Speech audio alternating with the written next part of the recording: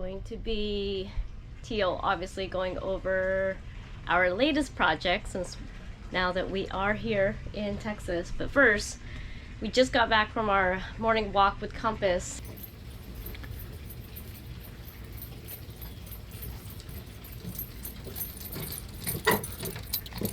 And Teal is helping a fellow neighbor, a mariner, go up the mast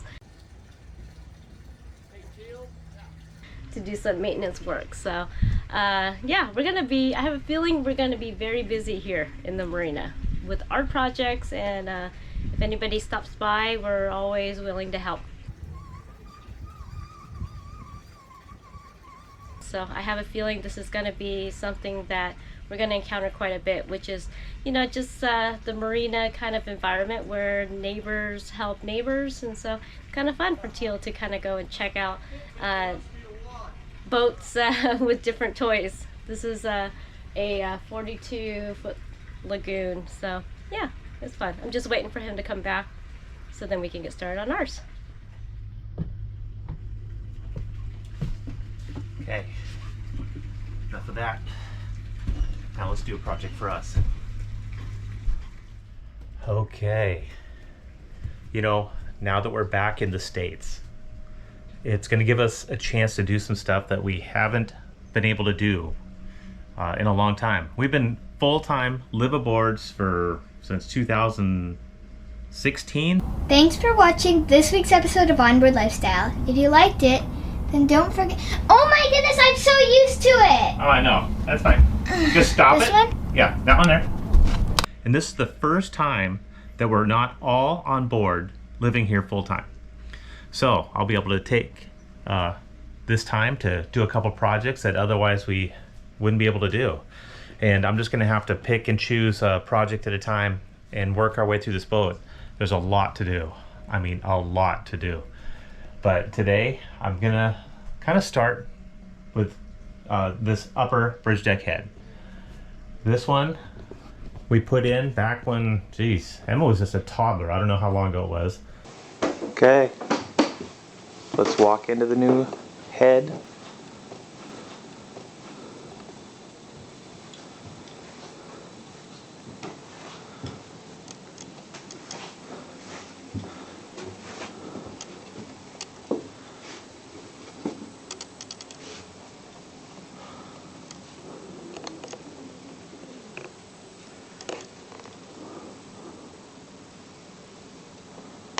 But I'm sure glad we did. This has been an amazing add for this boat. Having a head up like this, I don't know that I've ever seen another cat with one, but it sure is handy. We're just fortunate enough to have enough space in this bridge deck to do this. The layout of Basik has this kind of this cavernous salon area, and we were able to tuck this head way off into the corner. But it's worked out real well. But there is some things we want to do to improve it. Let's just kind of dive in and look at this. Well, look, here's just normal wear and tear. This door, for instance, just over time. So we are gonna. Well, I am going to pull the stuff off the mirror. I don't know what it's called. But The wrapper, yeah. the film. Okay, can you reach it? Pull straight down.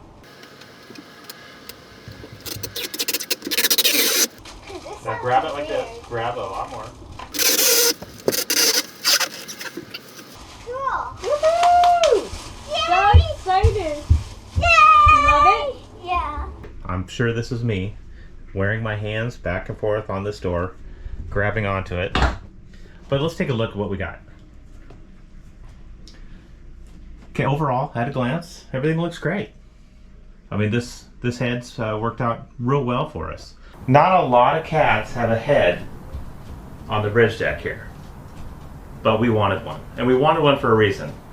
Last time we were cruising, it'd be nice to have a head close to where all the action is, rather than go all the way downstairs or to the bow of the boat to the head. So we decided we wanted to use this area for our head. But there's a lot to do to improve it. The countertops, like we're going to do for actually throughout the boat, we have black countertops. what we want to do is kind of lighten those up, modernize those a little bit. And you know, they've worn nicely over the years. So when we designed the head, my mom, she wanted a big counter space, so my dad had to get really creative. This is how you open it. There's the head, and this is how you close it. But there's a little bit of stipple finish, and that's what we wanted when we made these. But I want to smooth this out a little bit, maybe go with a lighter color. You know, we're going to polish these sinks out. This hardware has seen a couple ocean miles, so we'll polish this out. If we can't polish it out, we will have to replace it. Just going through every little thing. This mirror, this is a glass mirror, but look, it's just starting to chip out. That's just that mirror backing. And then right here, this mirror serves two purposes. It's a mirror and it's a medicine cabinet.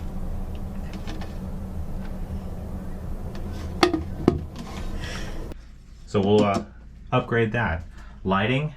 This room seems light during the day, but at night, lighting in a small room, it's tough to get lighting evenly throughout when it gets dark out. But we did a pretty good job on this. I built these light soffits. One here that's switched right here. We put under counter lighting in.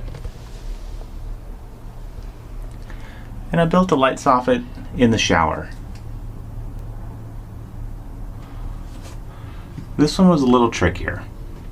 But over here by the mirror, it's a little dark at nighttime. So we're going to probably put some accent lighting behind the mirror when we replace the mirror. We'll have to possibly repaint this, go through all the walls. I mean, look at this. This is just from dragging bins in and out. Maybe I'll put a door here. But the biggest thing I want to do is kind of fair all of this out. You know, when we built this, I was just kind of getting into epoxy and fairing work. Okay, let's talk about how we constructed this.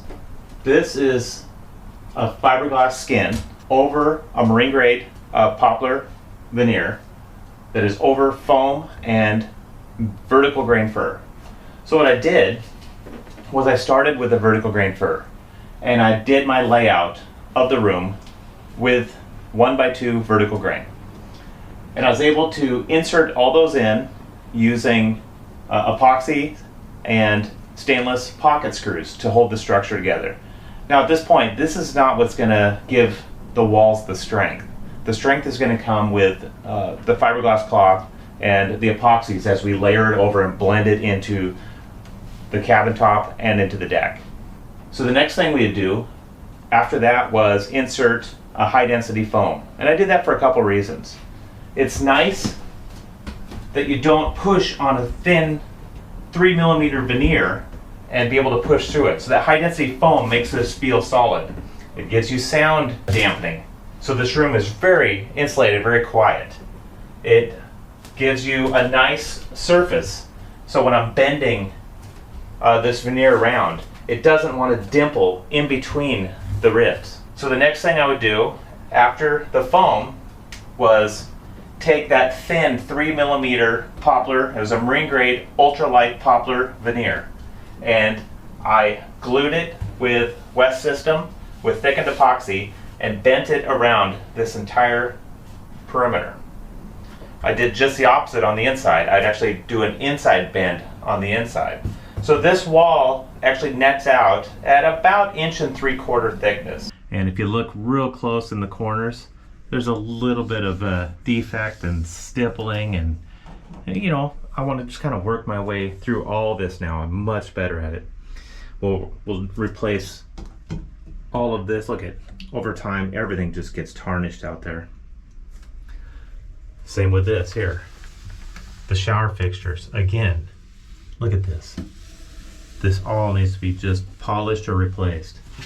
Everything works fine, it's just they're seeing their age. Lighting in here will remain the same. This hatch up here, I broke it at one point. We have now been in this confused state of siege for the past 7, almost 8 hours. Doesn't seem like it's letting up. I'll fix that at the same time. But the biggest project here is this shower pan. Now let's talk about the shower pan. When I designed the shower pan, well, actually, here's the best way to demonstrate it. This is payback to Lynn.